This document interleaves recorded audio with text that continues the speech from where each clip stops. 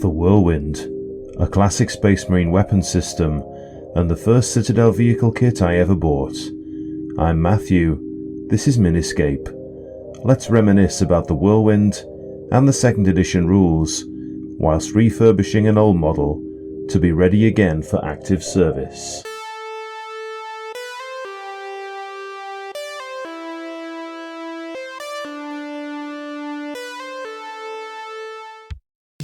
Do you remember your first 40k model vehicle, I mean?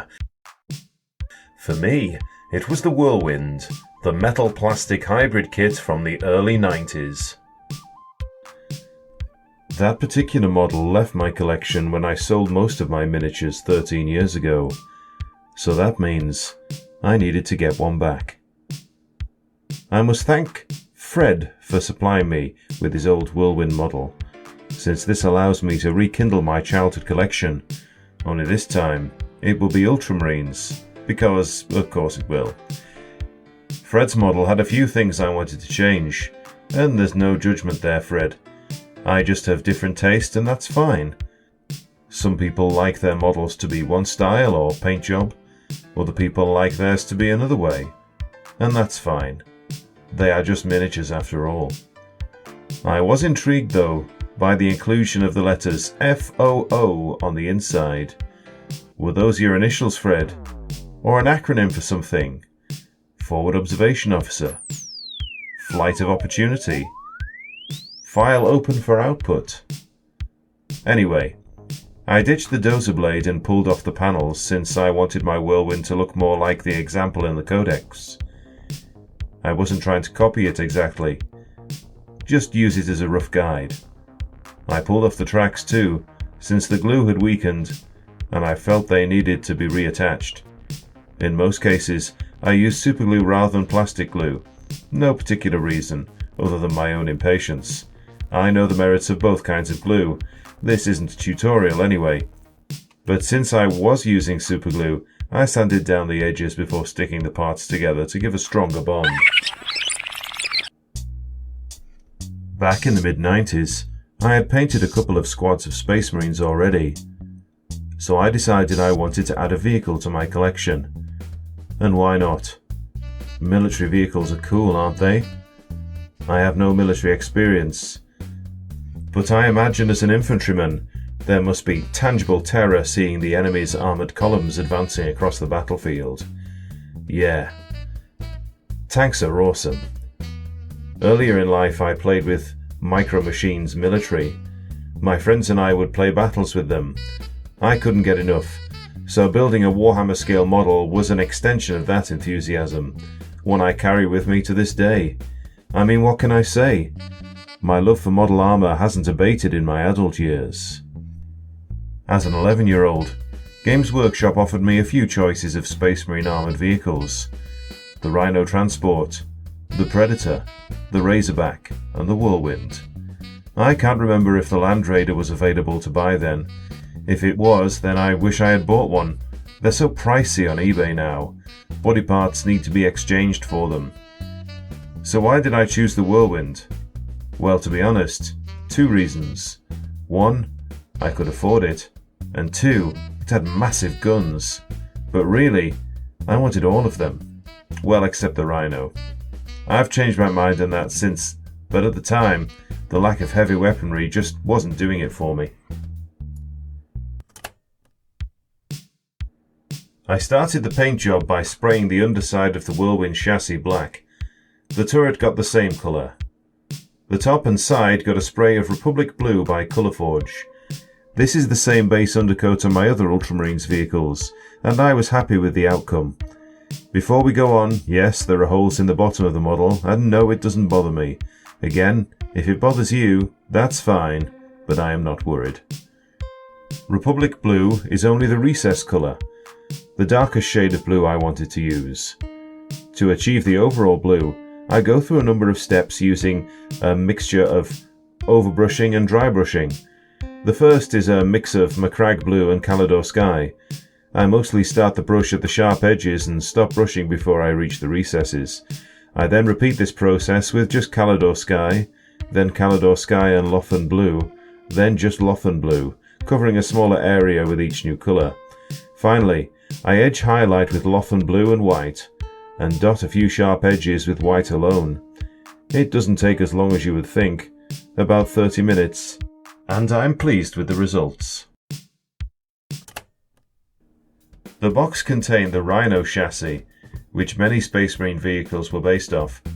In addition, there was a blister containing the metal Whirlwind parts. I remember the kit was challenging to put together for younger me, and the fiddly handrail certainly didn't help. The top-heavy multi-launcher could fall off or even cause the model to flip sometimes, so counterweights placed inside the front of the vehicle was recommended. One issue for me was how to paint a larger model, and would I even have enough paint to finish the job? The shop clerk recommended a spray can of Blood Angels Red, and my dad kindly sprayed it for me since I was a bit young to be messing with aerosols. After that, it was just a case of painting on the black and silver parts. And let's not forget the details within the turret. The console, the cables, and of course, poor Brother Tinnitus in his cramped little space. Ah, Brother Tinnitus, afflicted with a condition worse than the Red Thirst.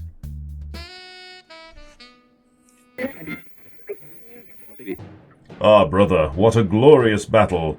The chapter commends you for your... Oh, how I wish I understood what my brother was saying. I can't even lip read with these helmets on, and sign language would be a sign of weakness. I would be condemned as a dreadnought, or worse, as a servitor. After the blue, I blocked in the areas black that would later be metallic. For the metallics, I chose, no surprise, lead belcher. For the circular panels on the side of the Whirlwind, I chose Mephiston Red, which was painted over a base coat of burnt cadmium red. Probably an unnecessary step, but sometimes I just go wherever the paint takes me. With the main colours locked in, I added the transfers, as many as I could, well, without being silly. The codex image shows a double lightning symbol, but I didn't own that one, so it had to be omitted. Again, I didn't exactly match the studio model, but that didn't matter. My old Whirlwind served me well for many years, including during 3rd edition. Of course, the problem running a Whirlwind as a Blood Angel during 3rd edition is the Black Rage. The rule stated, at the start of every turn you must roll a d6 for every unit in your army. On the roll of a 1, that unit must move d6 inches closer to the nearest enemy, as the Blood Angels give in to their insatiable bloodlust for close combat. It was a useful rule if you wanted your unit to engage the enemy in melee, but not if you wanted to fire with any heavy weapons, since it counted as moving and therefore could not fire. So if you rolled a 1 for your Whirlwind, that was a turn it could not fire. A rather strange interaction, and in hindsight, I suppose I wasn't playing my Blood Angels to their strengths, but there we go. I began painting the turret. I wanted roughly the same colours as they used in the codex, so the multi-launcher got Mephiston Red, the ridges lead belcher, the winged skull emblems got Vermin Brown then Avalanche Sunset. There was a symbol on the chassis that got the same treatment as that. I used roughly the same blue method as before on the armour panels around the turret and on Brother Tinnitus. He got some fancy decal work which involved me chopping transfers in half to make them fit. I painted other details on there, but I didn't film it all because, frankly, I didn't have the patience for it. I alternated between painting parts of the turret and the chassis as things were drying. For the headlights, I started with dark sand, then flash gets yellow, and finally a dot of white in the middle. In 2nd edition, the Whirlwind was a support choice giving the Space Marines access to some indirect fire, meaning you didn't need a line of sight to shoot at a unit. The multi-launcher employed the coveted 3-inch blast template, able to rain strength 5, d4 damage hits with a -2 save modifier onto enemy formations. Not much threat to enemy armour, but a pain for massed enemy infantry. A multi-launcher shot that missed had to roll the artillery and scattered ice to see where the shot landed. Best case scenario, the shot scatters onto another enemy squad. Worst case, it hits your own troops. Either that, or the whirlwind itself explodes, if one was unfortunate to roll a hit misfire, followed by a roll of a 1 or 2 on the malfunction table. Another thing in these rules are the necessity to record ammo spent. As per the model, the whirlwind had 10 rockets to use per game. 2 rockets are used per shot, so there are 5 maximum shots per game. Not a problem if the game lasts 5 turns or fewer, but the rules state that if there is a chance the game will last 6 turns, then you'll need to count your rockets carefully. And here is the finished vehicle. A Space Marine classic. A quirky fusion of metal and plastic. A turret with a reputation for falling off. A brother Space Marine who could really do with being in the vehicle itself. But nevertheless, a charming little detail. My aim was to paint again another one of the first vehicle kits I ever got, and thanks again to Fred for providing this. I hope you feel I have done it justice. I for one am pleased with the outcome. It fits in well with my other vehicles, and I know it will make a fine addition to the 2nd edition Ultramarines army of my dreams, taking me one step closer to owning every model from this era. I hope you enjoyed this latest dose of nostalgia, and if you like what I do, please have a look at my Instagram page as well. And with that, I better go paint some more minis. Take care, and thanks for watching.